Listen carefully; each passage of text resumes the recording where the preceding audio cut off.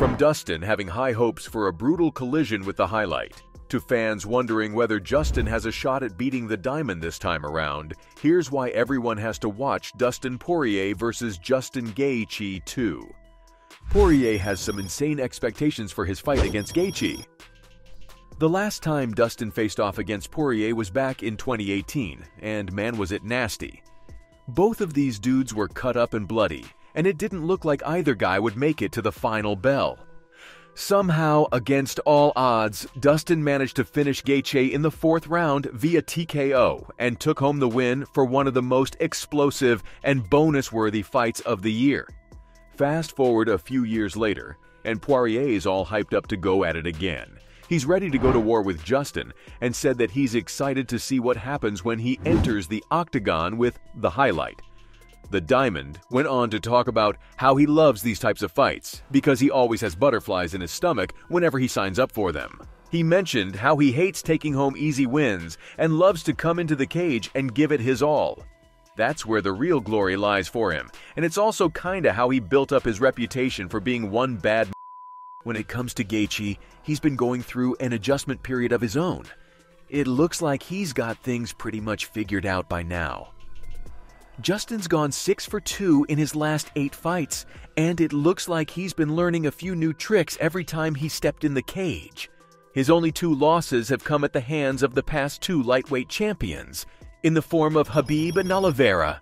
You can't even fault the guy for falling to those 2. I mean, they're arguably 2 of the best lightweights of all time. Apparently his team has been working with him and making tiny adjustments to his game, and honestly, he's grown insanely fast as a fighter. Justin talked about how his last fight against Poirier was over 5 years ago, and he's become a much better fighter since then. Even Dustin noticed how he's changed up his whole thing. He noticed how he's started to use his jab better and has improved on his lateral footwork. That shows how he'll be able to move around the cage better, and if he's really gotten as good as he says, he might even dance around Dustin this time. It's pretty awesome that Gaethje has been developing weak points in his game, and I'm sure that it'll help him like crazy in his fight against Poirier. Poirier still thinks that the outcome of the fight will be the same as last time, and that Gaethje's the same fighter as before, with a few new tricks up his sleeve. There's also a few more changes that Dana made last minute, such as putting the BMF title on the line. The fight was already pretty hyped up, but when White decided to put the BMF title on the line, it took things to a whole new level.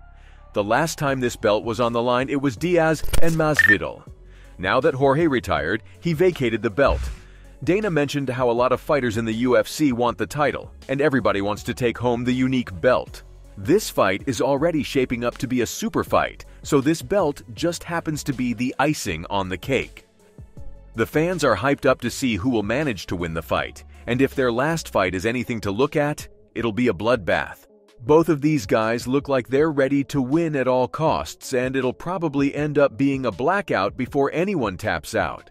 Dana seems to be pretty hyped about the fight as well, because he called it a war room when he was asked about how his team was designing the card for Utah. He said that it was insanely difficult to figure out the best fights to choose for the card, because there were so many talented fighters on the roster, and he didn't want to screw anyone over. White's not the only one who had a few things to say about the fight, because Dan Hooker decided to call the fight silly. Hooker faced off against Poirier back in 2020, and even though he lost to Dustin, he ended up getting a Fight of the Night bonus. Dan talked about how the fight itself was a great idea and how he's looking forward to seeing them fight. But the thing that gets to him is the fact that there's a silly belt on the line. He said that if it was a world title, it would be something worth getting hyped up about. But it's a fake belt created for a one-time thing, and it's not something he'd hang up on his wall. In fact, he'd probably end up throwing it under his bed and never look at it again. Hooker also said that both Poirier and Dustin are really fun guys to fight against, because they just suck you into the fight, and you can't get bored of watching them lock horns. He also mentioned how much fun he had back when he faced Dustin, and how he's sure that Gaethje's the same when you go up against him. If things go the way he's predicting, this event might just be one of the biggest UFC events the promotion has had all year. These two are certainly famous enough to grab the attention of millions. It's just a matter of waiting for the fight to arrive. While we're still talking about the fight, a lot of people are wondering how well Poirier's been performing these days. Poirier is easily one of the best lightweights of all time. If there's one thing this dude has, it's consistency. He's insanely talented when it comes to both his stand-up game and his ground game. In other words, he's the complete package. He's one of the best boxers in the UFC as a whole, and probably the best with his hand in his division. He's great at stepping inside his opponent's pockets and catching them with surprise hooks. If that doesn't work out, he'll keep tormenting them with his stiff jab. He's got some insane power in his hands, and it's hard to dodge his punches when he gets going. The best part is that if everything goes to hell, Poirier always has the option of switching to his southpaw stance, and he'll be able to throw his opponents off their game. They'll come into the cage with a whole plan in mind, and he'll just switch his footwork around, and now he's a completely different fighter.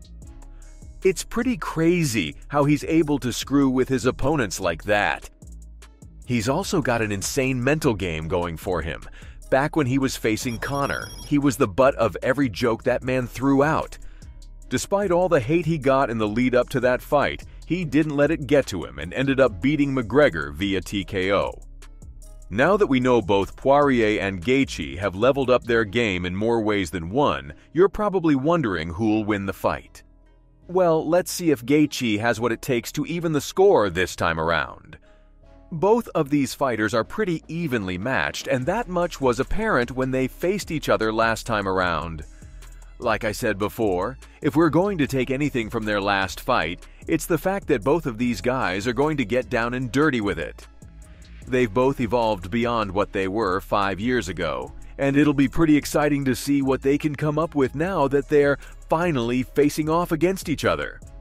It's no secret that Gaethje's biggest weakness is his ground game, and Poirier's pretty tight in that department. I feel like Dustin is going to focus on getting him to the ground and mauling him like Khabib did back when he defended his belt against Justin. If y'all remember, Poirier almost submitted Khabib back when they fought, and Khabib's arguably the greatest grappler ever to be seen in this sport. If Dustin almost got a man like that to black out, you'd be crazy to think he can't toy with Justin on the ground. Still, Justin seems to have gotten better with his takedown defense, and as long as he can keep the fight standing up, he'll have a pretty good shot of knocking out the Diamond. Of course, we can make all the guesses in the world, but we won't actually know how the fight's going to go till fight night comes around. I guess we're just going to have to wait and see what happens at UFC 291. So from fans wondering whether Justin has a shot at beating Dustin this time around, to the Diamond having high hopes for a brutal collision with the highlight, that was why everyone has to watch Dustin Poirier versus Justin Gaethje too.